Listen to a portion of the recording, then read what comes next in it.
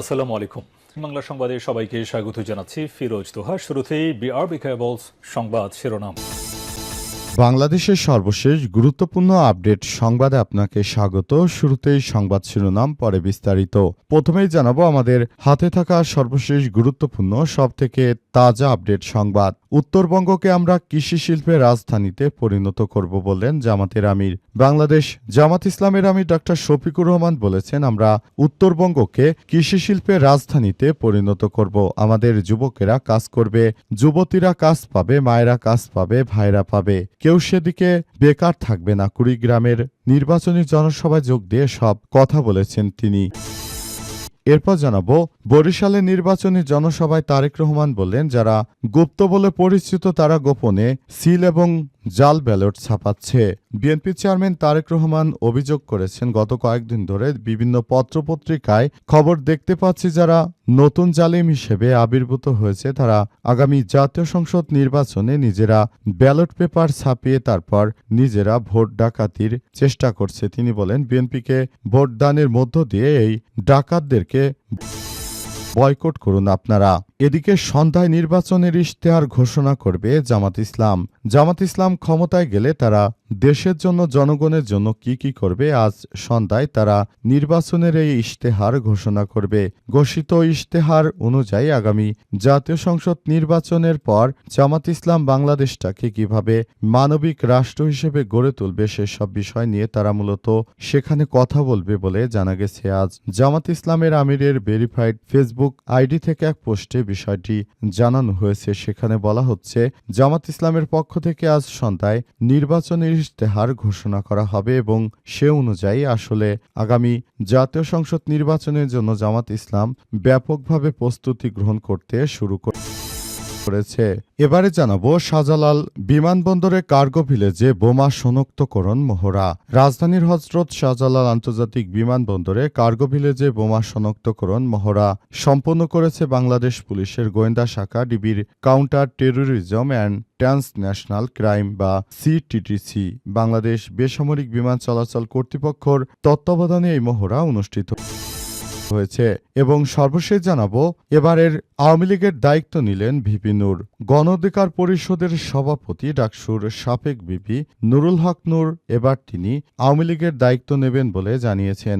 জানা গেছে যে তিনি আওয়ামী লীগের দায়িত্ব নিতে চান এবং তিনি চান যে আগামীর জাতীয় সংসদ নির্বাচনে আওয়ামী লীগ যেন একটু ভালো অবস্থানে যেতে পারে, সেজন্য সবাই মিলে কাজ করতে হবে বলে জানিয়েছেন ভিপি নূর। ভিপি নূর আরও জানিয়েছেন যে আমরা নতুন করে আবার সবকিছু গড়ে তুলতে চাই। আওয়ামী লীগের মধ্যে সবাই কিন্তু দোষী না, কেউ কেউ রয়েছেন যে আওয়ামী লীগের অনেক ভালো মানুষ, তাদেরকে নিয়ে আমরা মূলত আগামী সরকার গঠন করতে চাই এবং আওয়ামী লীগের দায়িত্ব নেওয়ার কথা জানিয়েছেন ভিপি নূর। প্রিয় দর্শক, এতক্ষণ শুনছিলেন সংবাদ শিরোনাম, এবারে বিস্তারিত। তবে তার আগে বন্ধুরা অনুরোধ থাকবে, এই সংবাদটিতে একটি লাইক দিন। এই চ্যানেলে আপনি নতুন হয়ে থাকলে আমাদের সংবাদটি দেখতে দেখতে চ্যানেলটি সাবস্ক্রাইব করে রাখুন। কমেন্ট করে বন্ধুরা আপনার মূল্যবান মতামত জানিয়ে দিন আপনি বিশ্বের কোন দেশ থেকে বা বাংলাদেশের কোন স্থান থেকে আমাদের সংবাদটি দেখছেন এবং শুনছেন। আর বন্ধুরা, এই জাতীয় সংসদ নির্বাচনে আগামীতে কোন দল ক্ষমতা আসবে বলে আপনি মনে করেন? দাড়িপাল্লা ধানের শীষ, শাপলা কলি নাকি মামুনুল হকের রিকশা মার্কা? কোন দলকে আপনার পছন্দের প্রতীক রয়েছে? কমেন্ট করে পুরো বাংলাদেশ ও বিশ্বের সবাইকে জানিয়ে দিন। এবারে বিস্তারিত। উত্তরবঙ্গকে আমরা কৃষি শিল্পের রাজধানীতে পরিণত করব বললেন জামাতের আমির। বাংলাদেশ জামাত ইসলামের আমির ডক্টর শফিকুর রহমান বলেছেন, আমরা আগামী জাতীয় সংসদ নির্বাচনে যদি জয়লাভ করতে চাই তাহলে বাংলাদেশের উত্তর অঞ্চলে আমরা কৃষি হাব গড়ে তুলব। বাংলাদেশের প্রতিটি মানুষকে বলবো যে আপনারা বাংলাদেশ জামাত ইসলামে ভোটদান করুন এবং ভোটদানের মধ্য দিয়ে আমরা একটি নতুন বাংলাদেশ গড়ে তুলতে চাই। আগামীর বাংলাদেশ হবে ন্যায় ইনসাফের বাংলাদেশ, যে বাংলাদেশ বিনির্মাণ করার জন্য আমরা দীর্ঘদিন ধরে অপেক্ষা করছি। এ সময় তিনি আরও জানিয়েছেন যে আগামী জাতীয় সংসদ নির্বাচনে আমরা বাংলাদেশটাকে নতুনভাবে রিপ্রেজেন্ট করতে চাই। সেজন্য সবাই মিলে বাংলাদেশটাকে আরও সুন্দরভাবে গড়ে তুলতে হবে। সেজন্য আমরা নতুন বাংলাদেশ হিসেবে যে কার্যক্রম রয়েছে সেটির দিকে আরও বেশি নজর দিচ্ছি বলে জানিয়েছেন তিনি। অন্তর্বর্তীকালীন সরকারের প্রধান উপদেষ্টা প্রফেসর ডক্টর মোহাম্মদ ইউনূসের সরকার যে নতুন বাংলাদেশ গড়ে তুলেছেন, সেই বাংলাদেশটাকে সবাই মিলে আমরা আরও ভালো অবস্থান নেওয়ার জন্য কাজ করছি। আশা করছি আমরা সেটি করতে পারব। আজ উত্তরবঙ্গে অর্থাৎ কুড়িগ্রাম থেকেই উন্নয়নের কাজ শুরু হবে। কুড়িগ্রামে তিনি নির্বাচনী জনসভায় গিয়ে সব কথা বলেছেন। কুড়িগ্রামকে আধুনিক করে গড়ে তুলতে হবে বলে জানিয়েছেন বাংলাদেশ জামাত ইসলামের আমির। বরিশালে নির্বাচনী জনসভায় তারেক রহমান বললেন, যারা গুপ্ত বলে পরিচিত তারা ভুয়া সিল ব্যালট ছাপাচ্ছে।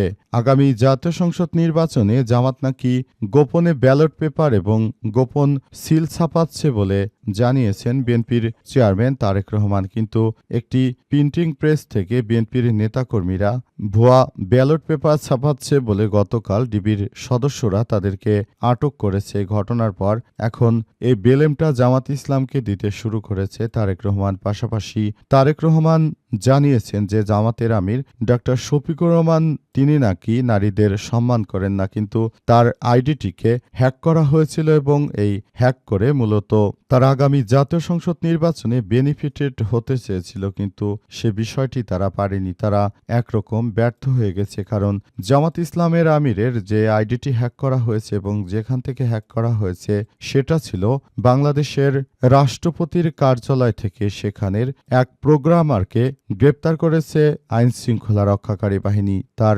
তত্ত্বাবধানে ভারতের ম্যালার দিয়ে মূলত এই জামাত ইসলামের আমিরের টুইটার অ্যাকাউন্টটি হ্যাক করা হয়েছে এবং হ্যাক করে মূলত জামাত ইসলামের আমিরকে নিয়ে আজেবাজে কথাবার্তা এবং নারীদেরকে নিয়ে জামাত ইসলামের পক্ষ থেকে আজেবাজে কিছু ভিডিও প্রকাশ করা হয়েছে। সেই ভিডিওগুলো মূলত সেই হ্যাকার এবং বিএনপির চাঁদাবাজ সন্ত্রাসীরাই মূলত জামাতের আইডি থেকে প্রকাশ করে এবং এই ব্যাপারটি নিয়ে জামাত আমিরের চরিত্রকে হনন করার চেষ্টা করছে। তারা এমন অভিযোগ করেছে বাংলাদেশ জামাত ইসলাম। নতুন করে আবার বিএনপি জামাতকে ব্লেম দিতে শুরু করেছে। সে বিষয়টি অত্যন্ত দুঃখজনক হলেও সত্য যে তারেক রহমানের কাছ থেকে এমন প্রত্যাশা করেনি জামাতের আমির, কিন্তু সেই প্রত্যাশা না করা সত্ত্বেও এমন কিছু ঘটনায় ঘটিয়ে দিল বিএনপি।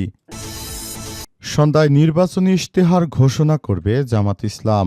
জামাত ইসলামের পক্ষ থেকে আজ সন্ধ্যায় নির্বাচনী ইশতেহার ঘোষণা করা হবে বলে জামাত ইসলামের পক্ষ থেকে বিষয়টি নিশ্চিত করা হয়েছে।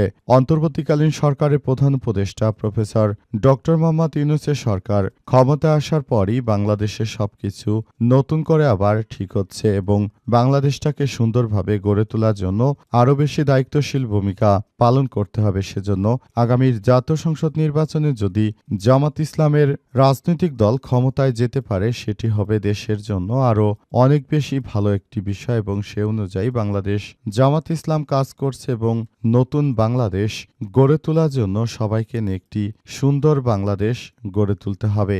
বাংলাদেশের মানুষ মনে করে যে আগামীর বাংলাদেশ ন্যায় ইনসাফের ভিত্তিতে প্রতিষ্ঠিত হবে। সে জায়গা থেকে সবাই অনেক বেশি জামাত ইসলামের পক্ষে তারা কাজ করতে শুরু করেছে। বাংলাদেশের প্রতিটি মানুষ এখন অনেক বেশি দায়িত্বশীল ভূমিকা পালন করছে। তারা আগামীর বাংলাদেশ গড়ে তুলতে এই বদ্ধপরিকর।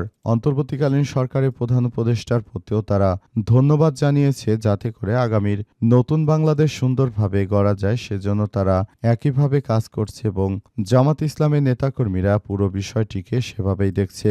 আগামীর নতুন ও সমৃদ্ধ বাংলাদেশ গড়ে তুলতে হলে বাংলাদেশ জামাত ইসলামের কোনো বিকল্প নেই বলে মনে করা হচ্ছে। শাহজালাল বিমানবন্দরে কার্গো ভিলেজে বোমা শনাক্তকরণ মহড়া। রাজধানীর হজরত শাহজালাল আন্তর্জাতিক বিমানবন্দরে কার্গো ভিলেজে বোমা শনাক্তকরণ মহড়া সম্পন্ন করেছে বাংলাদেশ পুলিশের গোয়েন্দা শাখা ডিবির counter terrorism and transnational crime CTTC. Bangladesh বেসামরিক বিমান চলাচল কর্তৃপক্ষের তত্ত্বাবধানে এই মহড়া অনুষ্ঠিত হয়। ইউরোপীয় ইউনিয়ন ইউ এবং সংযুক্ত আরব আমিরাত পুনঃযাচাই অডিট উপলক্ষে এই মহড়া অংশ নেয় সিটিটিসির কানাইন টিমের বিস্ফোরক শনাক্তকারী কুকুর, এক্সপ্লোসিভ ডিটেকশন ডগ ইডিডি। আজ ঢাকা মেট্রোপলিটন পুলিশ ডিএমপির মিডিয়া বিভাগ থেকে এক সংবাদ বিজ্ঞপ্তিতে বিষয়টি নিশ্চিত করা হয়েছে। আগামীতে যেন কার্গো ভিলেজগুলো মূলত আরও সুরক্ষিত রাখা যায় সে অনুযায়ী বাংলাদেশের আইনশৃঙ্খলা রক্ষাকারী বাহিনী এই মহড়ায় অংশগ্রহণ করে এবং তারা পুরো জায়গাটিতে অত্যন্ত সুন্দরভাবে সবকিছু গড়ে তুলেছে এবং সে অনুযায়ী তারা কাজ করছে। তারা জানিয়েছে যে এই বিষয়গুলো অত্যন্ত সুন্দরভাবে গড়ে তুলতে হবে এবং অত্যন্ত দায়িত্বশীলভাবে সবকিছু করার জন্য আহ্বান জানানো হয়েছে এবং সে অনুযায়ী সবাই মিলে কাজ করছে।